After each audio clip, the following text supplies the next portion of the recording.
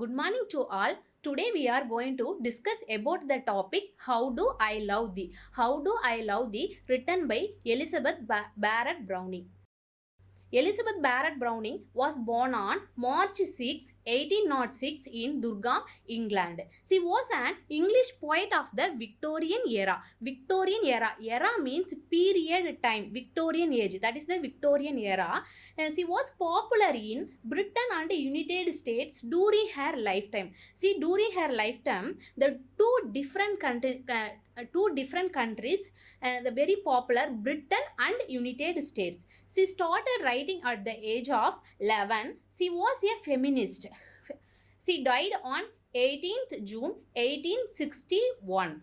Next, notable works: The Cry of the Children, and then Sonnet from the Portuguese, Araro Lay. These are the notable works.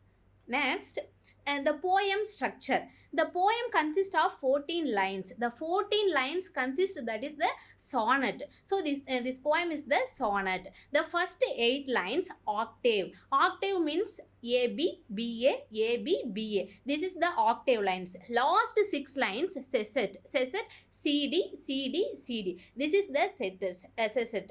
Octave means idea, question. Poem idea question, that is the octave. Sesset means the theme of the poem. This is the sesset. The poem written in iambic pentameter with 5 feet 5 syllables per line.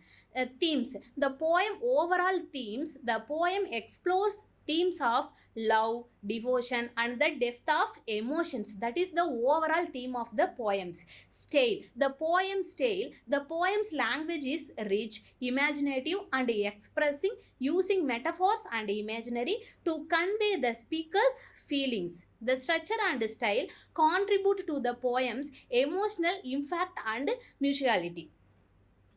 The poem overall themes: sonnet. This poem other name is Sonnet 43, or How Do I Love Thee, brings out the theme of love, devotion, and relationships. The speaker addresses her husband Robert Browning. She tells her husband that she has many reasons to love him: love and devotion, intensity and passion, and spirituality and transcendence, enduring nature. Love and devotion. The poem explores the depth and complexity of love, highlighting in various forms and expressions. Intensity and passion. The speaker's emotions are intensive and all-consuming, conveyed through vivid imaginary and metaphors. Spirituality and transcendence. Love is portrayed a spiritual and transcendent force that goes beyond physical boundaries. Enduring nature. The poem emphasizes the enduring and timeless nature of love, suggesting it will persist even beyond death. These themes are woven throughout the poem, creating a rich and emotional portrait of love. Next. How Do I Love Thee? Poem lines. Let us discuss poem lines. Poem How Do I Love Thee? How do I love thee? Let me count the ways. The poem first line: How do I love thee? How do I love thee? These questions, rhetorical questions. So what is the meaning of rhetorical questions? Rhetorical means the poet asking these questions but do not accept answer. This is the rhetorical. These lines introduce the poems. How do I love thee? Let me count the ways, the depth and breadth and height of my souls. These lines introduce the poem's theme of exploring the depth of love. The speaker invites the reader to consider the various ways they love, setting the tone for a poetic enumeration of their emotions. The phrase, let me count the ways, is a clever device to catalog the speaker's feelings, making the poem a beautiful expression of love's complexity. The depth and breadth and height of my soul sight. I love thee to the level of every days. So these poem lines emphasize that all compassing nature of the speaker's love, the depth and breadth and height. Metaphor suggests love's vastness and omnipresence. The praise to the level of everyday implies that love is constant everyday experience, not just a romantic ideal. The speaker's love is enduring, the consistent, woven into daily life. Next, most quiet need by sun and candlelight. I love thee freely as men strive for right. Explanation. These lines constant and enduring and unconditional and selfless and principled and rightness. Constant and enduring, present in both everyday movements, sunlight and candlelight. Sun, the intimate movements, the candle light. The sun represents the day and candle represents the night time. Every day, the poet loves her husband. Unconditional and selfless, the speaker loves freely without expectation of reward. Principled and rightness, comparing love to striving for right, emphasize its importance and moral value. The speaker love is portrayed as a fundamental aspect of their being, guiding their actions and values.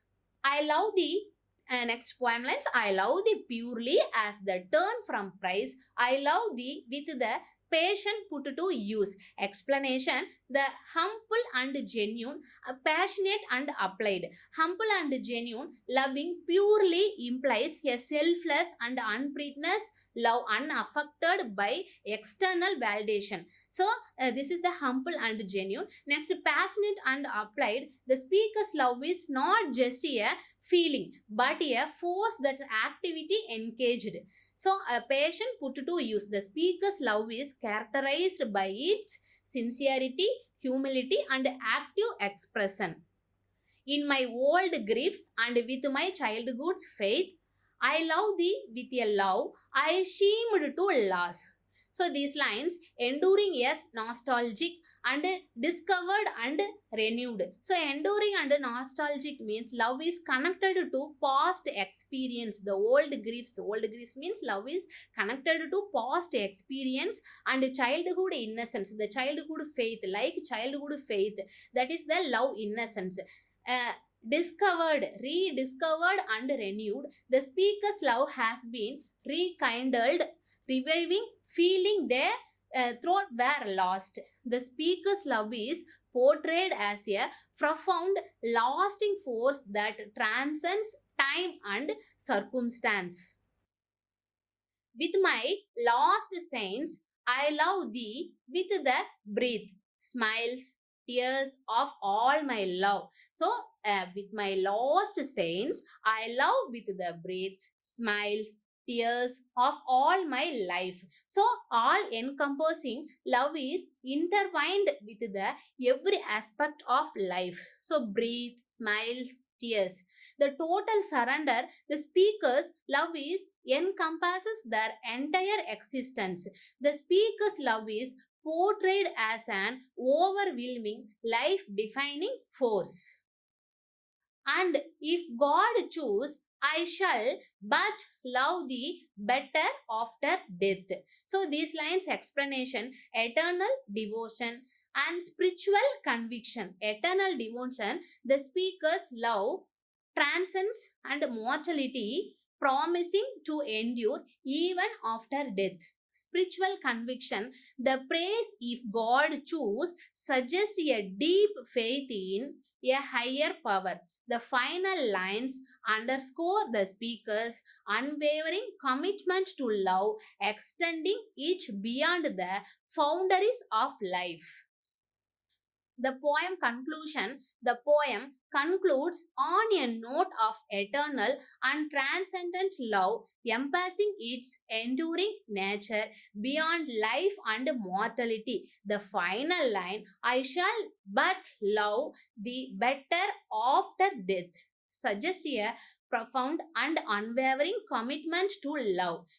So the poet addresses her husband. So the whole poems, the most of the themes, love, devotional and relationships. The poem's conclusion leaves the reader with a sense of speakers all consuming and the timeless love.